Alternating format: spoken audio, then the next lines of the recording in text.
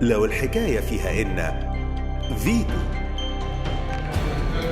أسمى مهنة وتكريمه يعتبر تكريما لكل العاملين بقطاع البناء والتشييد، وما تحدثنا عنه فلن نوفيه حقه، ولكن بعضا مما نحمله في قلوبنا من تقدير العطاء المتميز.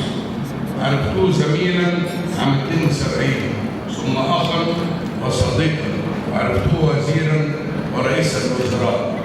منصب رئيس محنة 2015 هو المنصب رئيس محنة 72 لم يتغير.